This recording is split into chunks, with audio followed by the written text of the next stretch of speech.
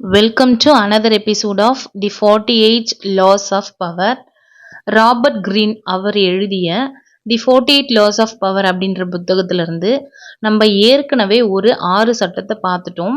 அந்த வீடியோவை யாராவது பார்க்கலன்னா ஐ பட்டன்லையும் டிஸ்கிரிப்ஷன்லையும் கொடுக்குறேன், மறக்காம போய் பாருங்க.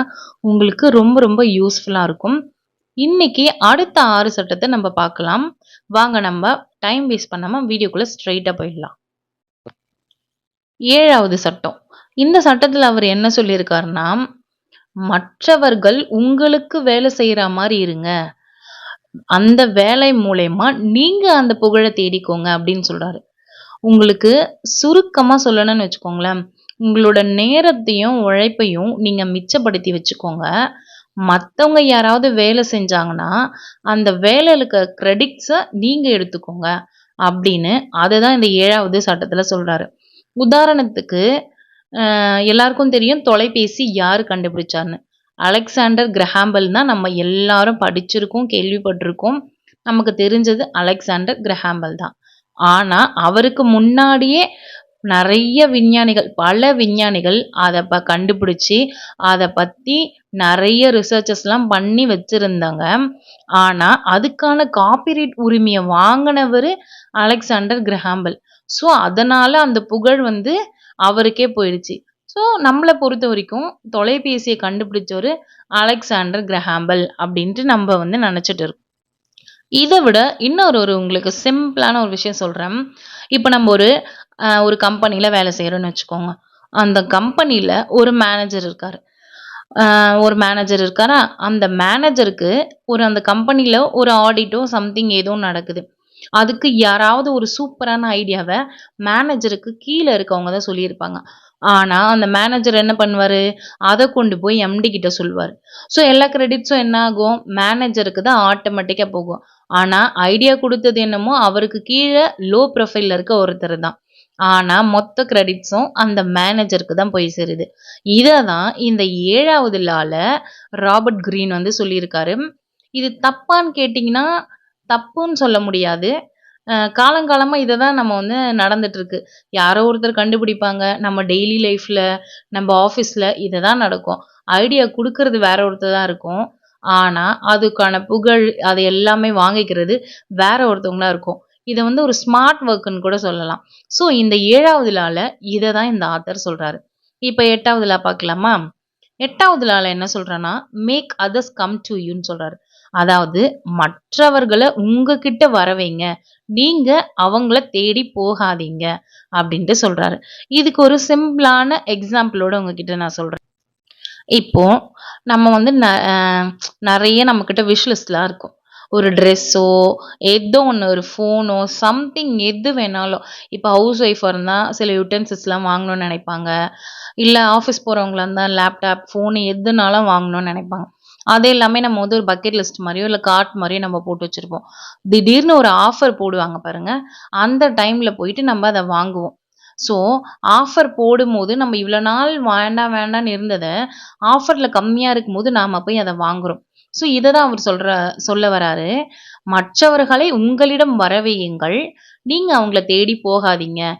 1,00,000 ஃபோனை 1,00,000 இருந்தா நம்ம அது கிட்ட போக மாட்டோம். ஆனா ஆஃபர் போட்ட உடனே நாம ஓகே கம்மியாயிடுச்சு அப்படின்னு சொல்லிட்டு அதை வாங்க போவோம். ஸோ இந்த லால அவர் அதை தான் சொல்ல வராரு.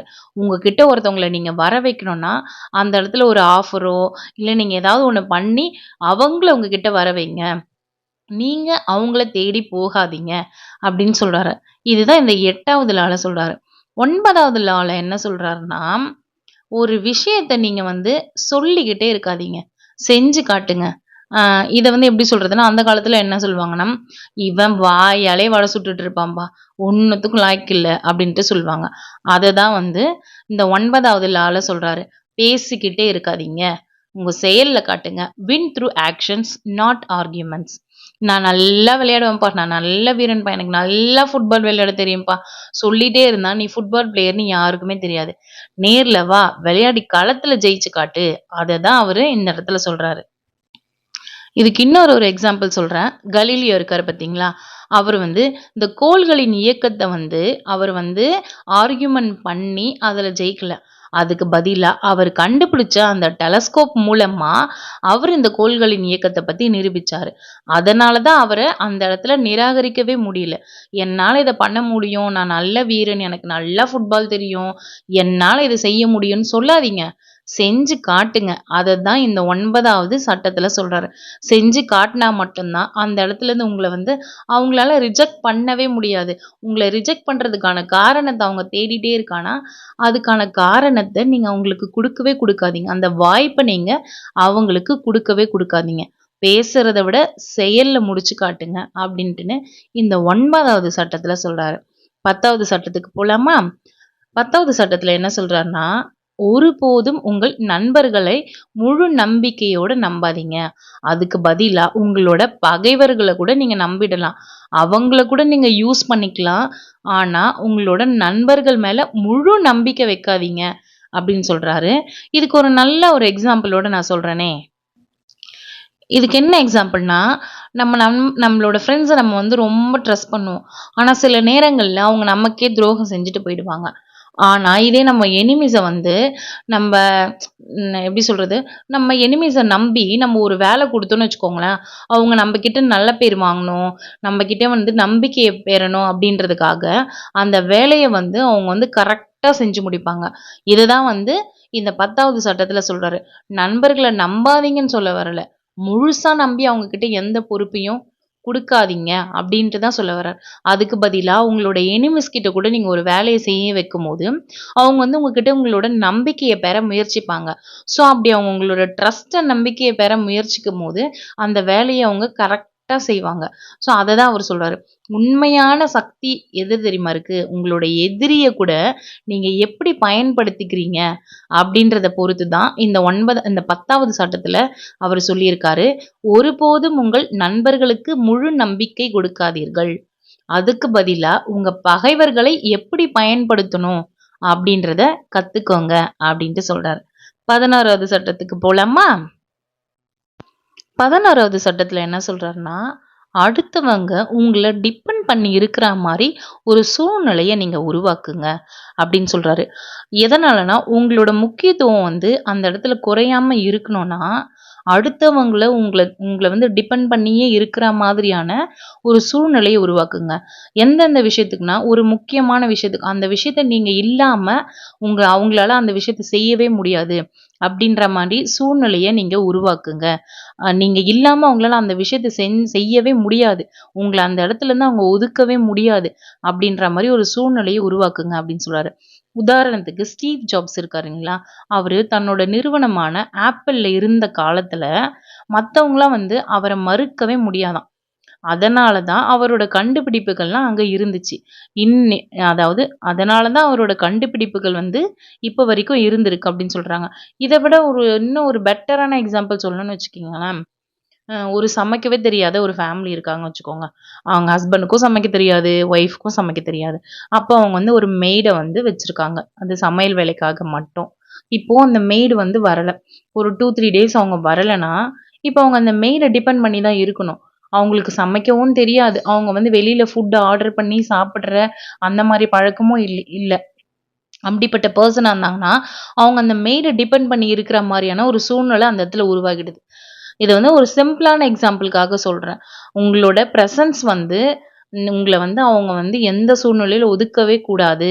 எப்பவுமே உங்கள அவங்க டிபெண்ட் பண்ணி இருக்கிற மாரியான ஒரு சூழ்நிலைய நீங்க உருவாக்குங்க. அப்படின்னு சொல்லிட்டுன்னு இந்த சட்டம் 11ல சொல்றாரு. இப்ப சட்டம் 12 போலாமா? 12வது சட்டத்துல என்ன சொல்லியிருக்காருன்னா, use honesty and kindness as strategy அப்படின்னு சொல்லியிருக்காரு. அதாவது உங்களோட கைண்ட்னஸையும், ஹானஸ்டி நேர்மையும் ஒரு ஸ்ட்ராட்டஜியா நீங்க யூஸ் பண்ணிக்கோங்க. நேர்மையும், நீங்க உதவி பண்ற எல்லாத்தையும் வந்து அடுத்தவங்க உங்கள்கிட்ட இருந்து உங்களோட நம்பிக்கைய பெறத்துக்காக தான் இருக்கணுமே தவிர, அது உண்மையான விஷயமா இருக்கக்கூடாது. அது ஒரு திட்டமா தான் இருக்கணும் அப்படின்றது இந்த 12வது சட்டத்துல சொல்லியிருக்காரு. இதுக்கு ஒரு எக்ஸாம்பிள் சொல்லணும்னா, முதல் ஸ்டார்ட்டிங்ல ஒருத்தவங்க உங்ககிட்ட நல்லவங்க மாரியே நடந்துப்பாங்க. நீங்க என்ன சொன்னாலும் ஃபாலோ பண்ணுவாங்க. நீங்க என்ன சொன்னாலும் அதுக்கு அப்போஸ் பண்ணாம, "சரிங்க, சரிங்க மேடம். Okay madam. நான் பண்ணிடுறேன் மேடம். இதோ இப்பவே பண்ணிடுறேன் மேடம்" சொல்லிட்டுன்னு உங்களோட நம்பிக்கைய பெறதுக்காக, அவங்கள நல்லவங்க மாரியே காட்டிப்பாங்க. ரொம்ப ஹானஸ்ட்டா நேர்மையா இருக்க மாரி காட்டிப்பாங்க. அவங்களோட ஒரு லட்சியத்த அடையறது வரைக்கும். அந்த லட்சியத்த அடைஞ்ச பிறகு தான் தெரியும் அவங்களோட உண்மையான சுயரூபம் என்னன்ட்டுன்னு. இத தான் இந்த 12வது சட்டத்துல சொல்றாரு. Use honesty and kindness as strategy. இங்க வந்து ஹானஸ்டியும், கைண்ட்னஸையும் ஒரு ஸ்ட்ராட்டஜியா யூஸ் பண்ணிக்கோங்க. அது உங்களோட லட்சியத்த அடையிற வரைக்கும், உண்மையா நீங்க வந்து ஒருத்தவங்க கிட்ட ஹானஸ்ட்டாவும், கைண்ட்னஸாவும் இருக்காதீங்க. இது ஒரு திட்டமா தான் இருக்கணும் அப்படின்னு சொல்லிட்டுன்னு, இந்த 12வது சட்டத்துல சொல்லியிருக்காரு. இன்னைக்கு 7வது சட்டத்துலருந்து 12வது சட்டம் வரைக்கும் பார்த்துருக்கோம்.